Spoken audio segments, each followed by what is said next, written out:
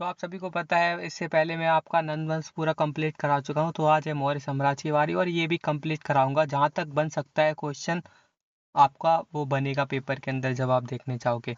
और अगर मैं बात करूं इस टॉपिक की, तो आपको मैं बता दूं कि 322 बीसी से 185 बीसी तक इनका शासन रहता है और काफ़ी लंबा शासन कह सकते हो इनका।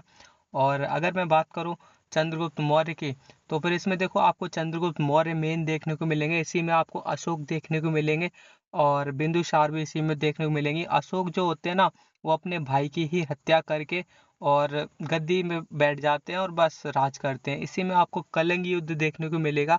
और कलिंग युद्ध जो होता है ना, वो 261 के आसपास होता है। वो उसमें 1 लाख लोगों को मौत के घाट उतार दिया जाता है। तो ये काफ़ी बड़ा स्टेटमेंट रहता है अशोक के टाइम का और क्रूर शासक कह सकते हो इनको। भाई का ये बाद में जाके अपना धर्म मतलब धम्म परिवर्तन की नीति क्या बोलते हैं, भेरी घोष की नीति पहले अपनाते हैं, फिर भेरी घोष को चेंज करके ये धर्म परिवर्तन की नीति अपना लेते हैं, जिससे फिर बाद में ये बौद्ध धर्म वगैरह अपना लेते हैं ना, तो फिर सारा कुछ मतलब समाप्त भी कर देते हैं। ऐसा समझ लो नॉर्मल लाइफ पे भी आ जाते हैं। पहले तो ये क्रूर शासक की कैटेगरी में आते हैं, उसके बाद ये अपना जीवन ऐसा कर लेते हैं कि हाँ सारा कुछ इनको शांति ही प्रिय ही अच्छा लगता है। क्योंकि जब ये 1-1.5 लाख लोगों को मार देते हैं कलिंग युद्ध में, तो सच में अशोक को बहुत खराब लगता है और फिर वो मतलब बौद्ध धर्म की शिक्षा लेके वो नीति अपनाने लगते हैं।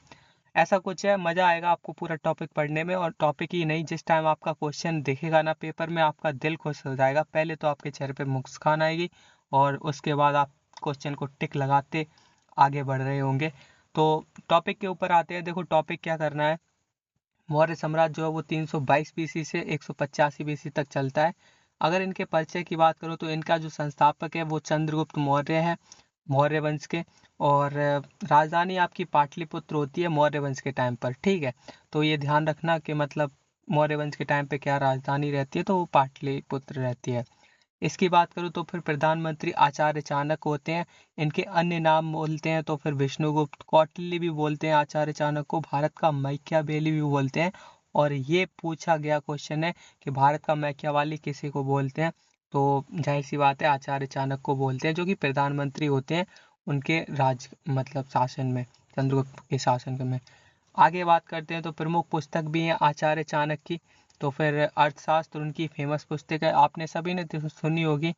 इसके बाद चाणक्य द्वारा लिखी जो राजनीतिक से संबंधित है, और अर्थशास्त्र से समझ में आ रहा होगा कि ये एक राजनीति से संबंधित बुक है।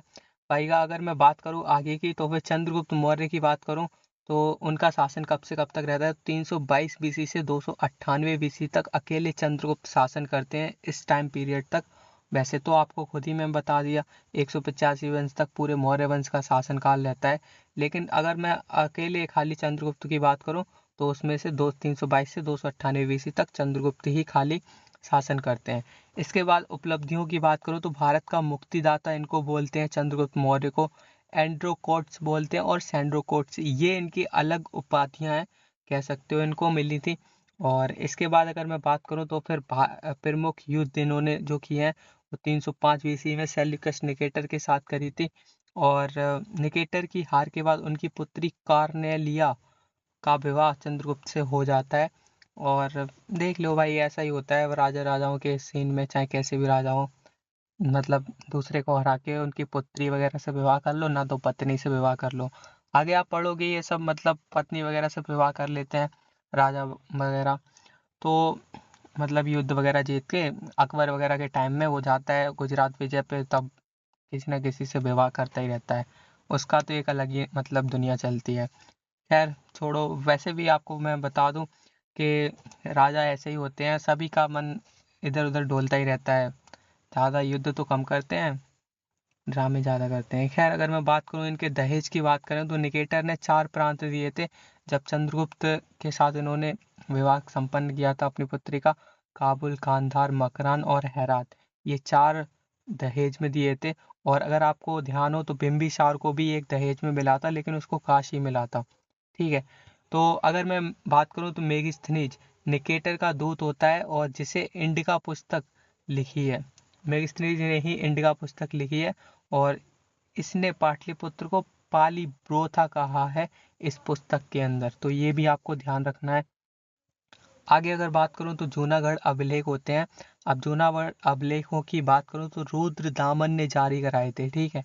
जूनागढ़ के अभिलेख संस्कृत में पहला अभिलेख है ये। और इसमें सुदर्शन झील का वर्णन है, जिसे चंद्रगुप्त के राज्यपाल पुष्यगुप्त ने बनवाया था, ठीक है। तो ये इम्पोर्टेंट रखना भाई का, सीधी बात है। जूनागढ़ अभिलेख जो है ना वो रुद्रदामन ने जारी कराए थे, संस्कृत के अंदर है ये अभिलेख। और सुदर्शन झील का इसमें वर्णन मिलता है जूनागढ़ अभिलेख में। और चंद्रगुप्त जो है उनके राज्यपाल पुष्यगुप्त ने बनवाया था ये सब चीज़, ठीक है।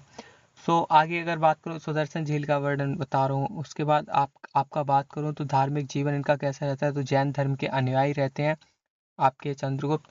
भद्रभाव से दीक्षा ली थी, लेकिन चंद्रगुप्त ये जैन धर्म के रहते हैं। उसके बाद जब आप अशोक पढ़ोगे ना तो फिर वो बौद्ध धर्म अपना लेते हैं, क्योंकि काफ़ी लोगों का कत्ल जो कर देते हैं, 1 लाख लोग मार देते हैं कलिंग के युद्ध में।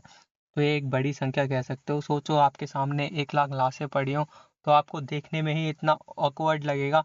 वो तो खैर अपने राजा थे, ना झेल पाए। भाई का इतना ज़्यादा खून देख के ही आपका दिमाग खराब हो जाएगा। खैर 1 लाख लाशें तो बहुत दूर की बात हो गई। मैं अगर बात करूं तो धार्मिक जीवन की, तो धार्मिक जीवन में जैन धर्म का अनुयायी थे और भद्रभाव से शिक्षा ली थी। किसने? चंद्रगुप्त मौर्य की ही अभी बात चल रही है। और श्रवण बेलगोला जाके कर्नाटक में पड़ता है श्रवण बेलगोला, वहाँ पे सल्लेखना व्रत द्वारा प्राण त्याग दिए। सल्लेखना व्रत क्या होता है, चलिए मैं आपको वो समझाता हूँ। देखो क्या होता है, जब आपको पता चल जाता है कि आपकी मृत्यु निश्चित है और आपको पता चल जाता है कि हाँ अब मेरी मौत होनी ही होनी है, तो उसमें क्या होता है कि मतलब वो एक मतलब कुछ भी ना खाए पिए और एकदम निर्जल वगैरह सब कुछ त्याग देना और अकेले एकांत में चला जाना, तो वो होता है सल्लेखना व्रत। क्योंकि आपको जब पता है तो आप क्या खा पी के कुछ भी करोगे, तो बस वही होता है, सभी चीज़ को त्याग देना, मोह माया वगैरह जो भी होता है।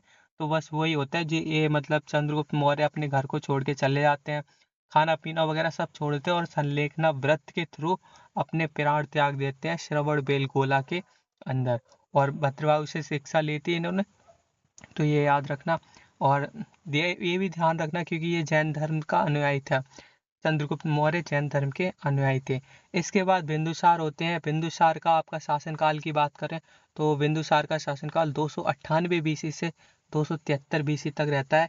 और बिंदुसार किसके लड़के होते हैं? वो होते हैं चंद्रगुप्त मौर्य के, जो उनकी पहली पत्नी दुर्धरा होती है उनका ही मतलब होता है। आगे बात करूँ तो उपाधियाँ इनको मिली है, अमित्रगात्र और वारिसार और भद्रसार और सिंह सेन की इनको उपाधियाँ मिलती हैं। अगर इनके विदेशी दूत की बात करूं तो बिंदुसार के टाइम पे कौन विदेशी दूत आए हैं, तो वो डायमैकस आए हैं। सीरिया के राजा एंटियोकस द्वारा भेजा गया था डायमैकस को। भाई का अगर मैं बात करूं तो डायनोसिस, बहुत अजीब नाम लग रहे होंगे आपको ये पहले सुनने में, लेकिन हाँ आप 1-2 बार रिवाइज करोगे तो इनकी आदत पड़ जाएगी, तो आपको ये इतना अजीब लगेगा नहीं। मैं तो भाई पढ़ता रहता हूँ, इस वजह से मुझे इतना अजीब नहीं लग रहा, क्योंकि आप पहली बार पढ़ रहे हो तो आपको ज़रूर अजीब लग रहा होगा कुछ ना कुछ। डायनोसिस की बात करूँ तो मिस्र के राजा टालमी द्वितीय यानी कि फिलाडेल्फस द्वारा भेजा गया था। बहुत अजीब नाम है, लेकिन क्या ही कर सकते हैं, पेपर में आते हैं तो भाई पूछने मतलब करने तो पड़ेंगे। इनके पुत्र का नाम सुसीम था जो कि बड़ा बेटा था, और छोटे बेटे का नाम था वो था अशोक। आ गए अशोक, और ये सबको शोक में डालेंगे। भाई का अगर मैं बात करूँ आगे, तो तक्षशिला विद्रोह जब होता है तो विद्रोह को दबाने के लिए अपने बड़े बेटे सुसीम को भेजते हैं, और सुसीम को भेजा गया, फिर अशोक को दोबारा में भेजा गया। यानी कि इनका अगर मैं बात करूँ 2 टाइम तक आपका ये 2 टाइम पर भेजा गया, 2 टाइम विद्रोह होता है। एक टाइम में तो सुशील को भेजा जाता है और फिर उसके बाद अशोक जाते हैं और सारा का सारा मामला सॉर्ट आउट करके आ जाते हैं। फिर आपका आता है अशोक, सम्राट अशोक। जैसा कि मैं आपको बता दूं, बिंदुसार की मृत्यु के बाद 5 साल तक चले उनके उत्तराधिकारी के युद्ध, और 279, तो 5 साल तक युद्ध चले। और ये एक बड़ा अमाउंट कह सकते हो उत्तराधिकारी के लिए, 5 साल तक युद्ध ही चलते रहे तो बहुत लंबा ड्यूरेशन हो जाता है। इतनी देर में तो कोई यार बच्चा सीजीएल निकाल लेगा, आईएएस निकाल देगा भाई। 5 साल बहुत हो गया यार। तो 279 में गद्दी पर बैठते हैं अपने अशोक, और अशोक तो भाई फिर शोक में कर देते हैं सभी को, और ये अपने भाई की मृत्यु करने के बाद ही आपका गद्दी पर बैठते हैं। ये मैं आपको बता दूं, वो मैंने लिखा नहीं क्योंकि इतना ज़्यादा इम्पोर्टेंट नहीं है, ऐसा कुछ पूछता नहीं है भाई का। आपकी नॉलेज के लिए रख सकते हो। उपाधियों की बात करूँ तो देव नाम प्रियदर्शी है, अशोक का नाम ऐसे बुलाते थे, मतलब देवनाम प्रियदर्शी को बुलाते थे, और अशोक वर्धन कह के बुलाते थे पुराणों के अंदर। ठीक है, आगे आते हैं। मेन जो आपका सब्जेक्ट है वो है आपका कलिंग युद्ध, और जो इसमें इन्होंने आतंक फैलाया था ना, वही आजकल इतिहास में याद रखा जाता है। आप किसी से पूछ लो, सबसे ज़्यादा चर्चे इसी कलिंग युद्ध के होते हैं, 261 वाले। मैं अगर बात करूं तो राज्याभिषेक के 8वें वर्ष में हुआ था ये कलिंग युद्ध। जब राज्याभिषेक हो गया उसके 8वें वर्ष में कलिंग युद्ध स्टार्ट हो जाता है, और भारी नरसंहार हुआ था, 1 लाख लोगों की मृत्यु कर दी थी। और भेरी घोष नीति अपनाई थी, जब वो मतलब नहीं, फिर धम्मघोष की नीति अपनाई, और इसके बाद ये मतलब आ जाते हैं अपने शांतिपूर्ण अवस्था में। और इसके बाद आते हैं बौद्ध धर्म की बात करूँ तो भतीजे निग्रोध से प्रेरणा ली इन्होंने, और उपगुप्त से दीक्षा ली थी इन्होंने, तो बौद्ध धर्म अपना लिया था फिर उन्होंने। और जैन धर्म आपको पता है, इनके पिताजी पिताजी के मतलब इनके दादाजी थे ना चंद्रगुप्त मौर्य, क्योंकि इनके पिता तो खैर बिंदुसार थे। चलो कोई नहीं है। आगे बात करूँ तो शिलालेखों की जो खोज है वो टी पैंथलन ने की। ये चीज़ नोटिस रखना ब्रदर, क्योंकि टी पैंथलन ने क्या किया, 1750 में इनको ऐसा लगा कि कहीं से इनको टी पैंथलन में शिलालेख मिल गए हैं। ठीक है, और जब मिल गए ना तो ये पढ़ नहीं पाए। टी पैंथलन शायद अनपढ़ होंगे, खैर मजाक की बात थी। टी पैंथलन ने 1750 में इनको खोजा, लेकिन पढ़ने के लिए इन्होंने फिर 1837 तक वेट किया, और फिर इन्होंने जेम्स प्रिंसेप को पैदा किया। मेरा मतलब है जेम्स वेब आए, उन्होंने पहली बार पढ़ा। ऐसा मैं मतलब इसलिए बता रहा हूँ ताकि आपको याद रखे, टी पैंथलर नहीं पढ़ पाए क्योंकि वो नहीं थे उनके पास इतना ज्ञान। फिर उन्होंने ज्ञान एकत्रित करवा के जेम्स प्रिंसेप को बनाया, और उसको 1837 में पढ़ा है कि ये बेटा लिखा क्या है ये। और इसके बाद अगर मैं बात करूँ तो अभिलेखों की भाषा लिपि की आती है। और फिर इसके बाद इनका जो अभिलेख हैं वो आपका भारत के अंदर बारही लिपि में लिखा गए, पाकिस्तान के अंदर खरोष्टी लिपि में लिखे गए, अफगानिस्तान के अंदर अरमाइक लिपि में लिखे गए, और तुर्की के अंदर ग्रीक लिपि में लिखे गए। तो ये ध्यान रखना कि भारत के अंदर कौन सी भाषा में लिखे गए थे आपके अभिलेख, तो वो बारही लिपि में।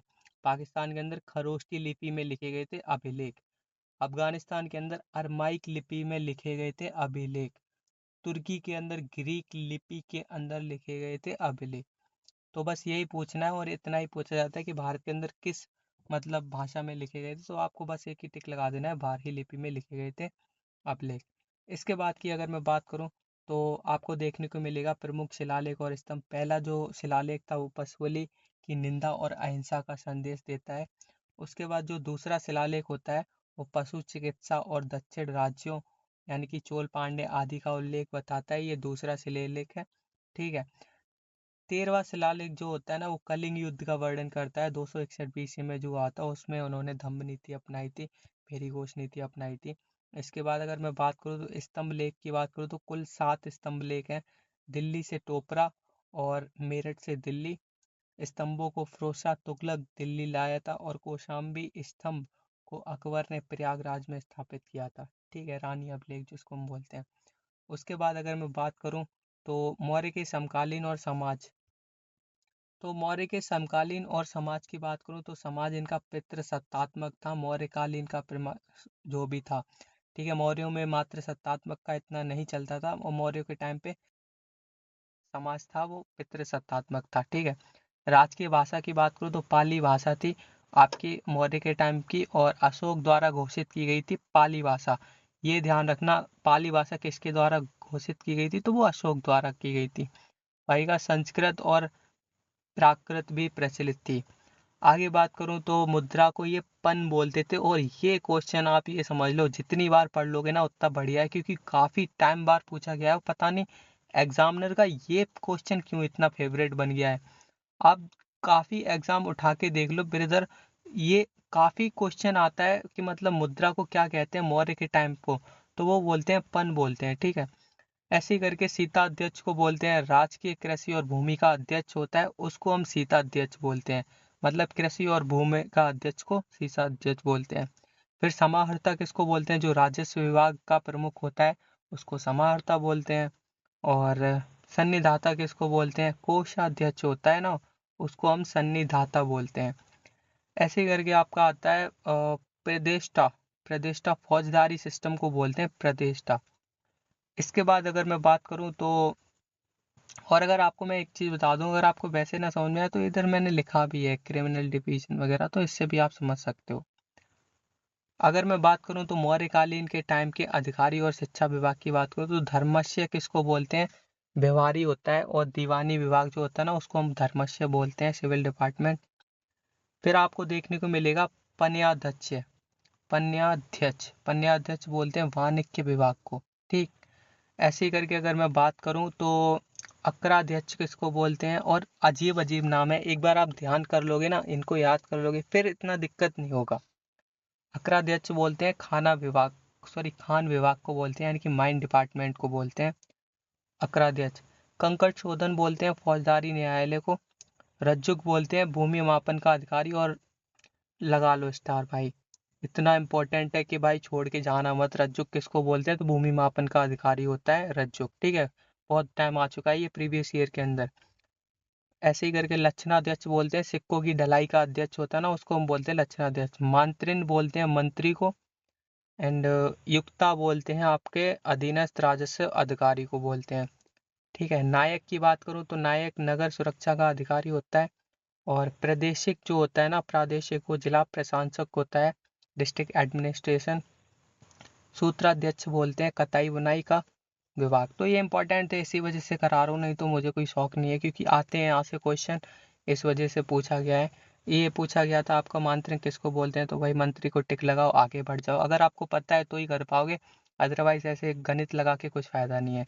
इसके बाद आपका मौर्य वंश का लास्ट का अगर टॉपिक रह जाता है, मौर्य वंश का अंत कैसे होता है, तो अंतिम शासक जो था वो इनका बृहद्रथ था। ठीक है, और हत्या कौन करा देता है बृहद्रथ की, तो पुष्यमित्र शुंग करा देते हैं। और नया वंश स्थापित होता है आपका शुंग वंश। अब मैं शुंग वंश पढ़ाऊंगा, और शुंग वंश के बाद ये पूरा का पूरा पांचों वंश कंप्लीट हो जाएंगे, फिर आपके हो जाएंगे सातवाहन वंश। और ऐसे ही करके आपका चोर चेल पांडे वगैरह ये सब निपटा दूंगा, तो उसके बाद एंशियंट हिस्ट्री खत्म हो जाएगा। आपका रह जाएगा क्या, मॉडर्न रह जाएगा और मेडिवल वगैरह रह जाएगा, तो वो भी आराम से कंप्लीट करा दूंगा। टेंशन नहीं लेने का, शायद इसी महीने के अंदर आपका हिस्ट्री कंप्लीट होकर ज्योग्राफी भी स्टार्ट हो जाएगी। तो बस एक चीज़ दिखाना, कंसिस्टेंट रहना, और जो भी मैं पढ़ा रहा हूँ उसको रिवाइज करना, क्योंकि एग्जाम में आपको रिवाइज करे बगैर कुछ हासिल नहीं होना है। और बस एक ही बात बोलूँगा, मेरे जितने भी दोस्त हैं सभी ने मेहनत करी, और इस लेवल से मेहनत करी है कि आप सोच के हैरान रह जाओगे। जब भी उनको टाइम मिलता था तो बस कॉपी उठी और उनको पढ़ने बैठ गए, चाहे कुछ भी हो, बस पढ़ना है। ऐसा नहीं है कि मतलब कॉपी खोल के बैठे और मन में कुछ और ही चल रहा है। अगर चल रहा है तो भाई छोड़ दो, कुछ और करने लगो आगे। मतलब जब फ्री होगा टाइम तब आप पढ़ लेना, ऐसा मत करना कॉपी सामने रखी हुई है और दिमाग में कुछ और चल रहा है। तो ये चीज़ गलत है, ये आप अपने आप को ही धोखा दे रहे हो, और इससे बस कुछ हासिल नहीं होगा। अगर आपका नहीं लग रहा है मन में पढ़ाई में मन, तो कुछ और देख लो, जो भी आपका इंटरेस्ट होता है। आपको मान के चलो यूट्यूब पर मतलब बहुत ज़्यादा अच्छा लगता है वीडियो बनाना, गाना गाना अच्छा लगता है, गिटार बजाना अच्छा लगता है, तो पार्ट टाइम के लिए वो भी कर लिया करो, ताकि आपका इंटरेस्ट डेवलप रहे।